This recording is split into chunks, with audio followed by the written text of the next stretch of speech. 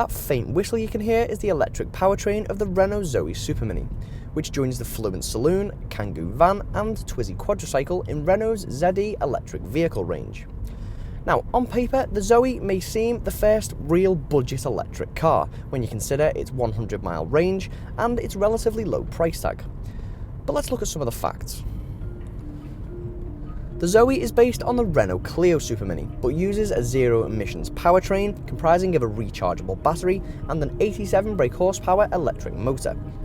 This is good for a 0 to 62 mph sprint time of 13.5 seconds. As many will be wanting to use a ZOE in and around the city where short bursts of acceleration can be key, you'll be glad to know that the 0 to 30 time is just 4 seconds. The best thing about the ZOE is that it really does feel like a conventional car. I mean, the steering's nice and light, albeit lacking feedback, and the suspension is really supple over bumps. One thing I will say is that it's a bit top heavy, so you will get a bit of body roll in the corners. Although the ZOE does drive like a conventional car, you don't get a conventional gearbox. In fact, there aren't any gears at all. All you pretty much get is a stop and go selector. There is, however, a familiar handbrake setup. Now, sitting inside the ZOE, the Clio influence is very apparent, especially when it comes to this floating console design.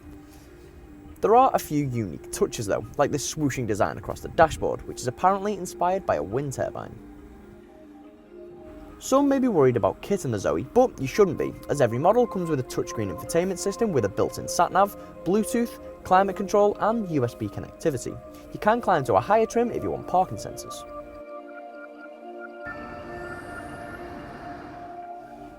Practicality is on par with the Clio. I mean, there's a spacious cabin, there's plenty of storage compartments for bits and bobs. The one difference you may notice is the slightly higher riding position, which is due to the battery of the ZOE being under the front seats.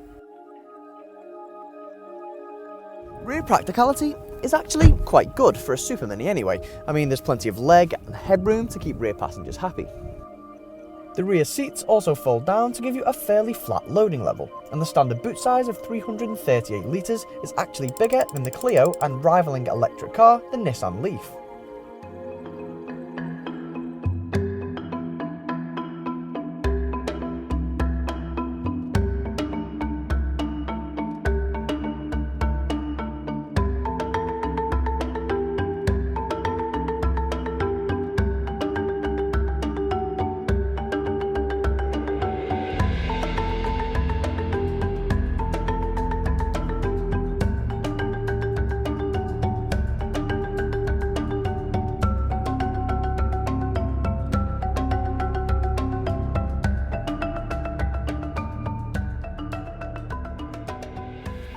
Then there's its charging time.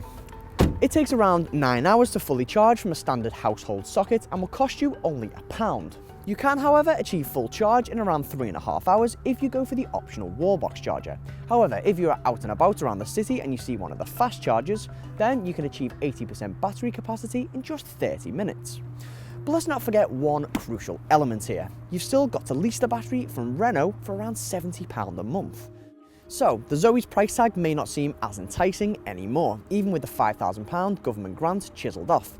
But at the end of the day, the ZOE is easy to live with if you're looking for a practical, compact car for the city or the urban environment. But what do you think of the ZOE? Let us know in the comment section, and don't forget to click subscribe below. For more of our video reviews, feel free to click the link to browse our YouTube channel.